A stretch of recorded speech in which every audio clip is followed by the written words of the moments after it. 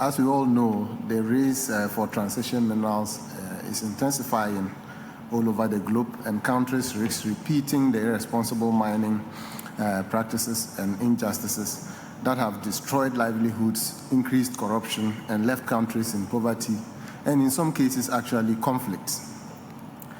In April, as Gabriela indicated, the UN Secretary General responded to the supply chain challenge with a profound call, and I would like to quote, "The race to net zero cannot trample over the poor."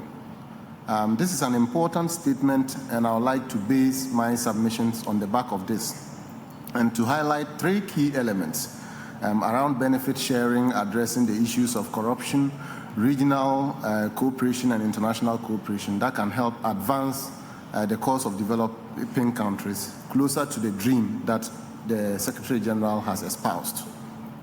First of all, I would like to state that it is important to ensure equity in the sharing of benefits, particularly for Global South governments, who need to define their priorities, their objectives, and the specific mineral endowments that they have, and the various stages that they intend to leverage these minerals for their development. This must take into account the specific development priorities of these countries, which are agreed through consultative processes and must involve everyone and leave no one behind.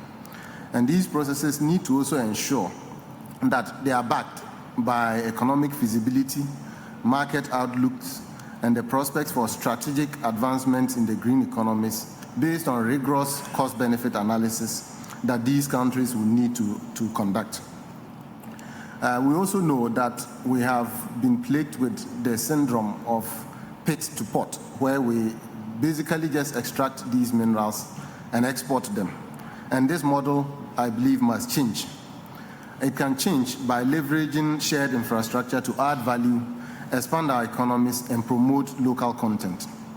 The second point I really wanted to make is around the need for governments and companies to address corruption risks associated with the mining sector, particularly with regards to policy capture, licensing and permitting, financial initiatives, infrastructure development, value chain, and socio-environmental harms.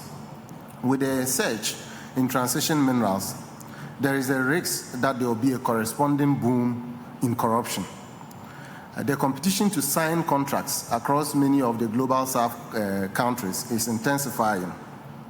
And we believe that there is an opportunity there for us to identify, first of all, the various corruption risks.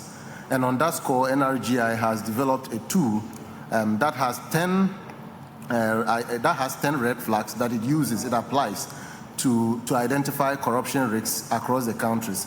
We have already done about 50 case studies using this tool, which will be published later this week. The third point I wanted to emphasize really is around the need for international, regional cooperation, and also multi-stakeholder approach being critical elements for advancing the SG's panel. Development partners and consumer countries should provide the financial assistance while ensuring that this assistance is not undermined by support and inequity in benefits that goes to supply the needed raw materials to the industries in the global north and leave the global south countries impoverished. The panel was a global panel, and we think that it is time for regional ownership. Multi-stakeholder groups in Africa, Asia, and Latin America need to own the panel's recommendations and determine what they mean in their own context and realities. And all of the actions that we would see from here at COP29 and going forward need to ensure inclusion, participation on equal terms, I must emphasize, and actually leave no one behind as we race to meet the climate targets for these countries. Thank you very much. So I'll just touch briefly on the G20 question. I think specifically the G20 communique touches on issues of finance. There's a finance text there, even though not very progressive and not very specific in terms of numbers, but it is positive.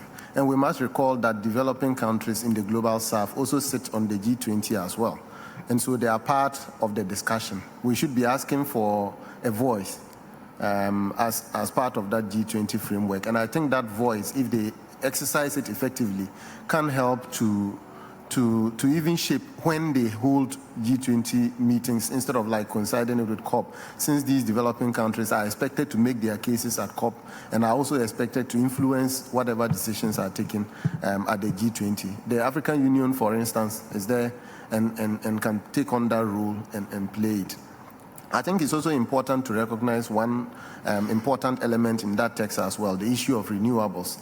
I think they've touched a bit on the issue of renewables, and I believe it's an opportunity to connect the renewable energy discussion to the transition minerals discussion, because transition minerals are required to leapfrog developments in renewable energy, particularly for countries in the global south.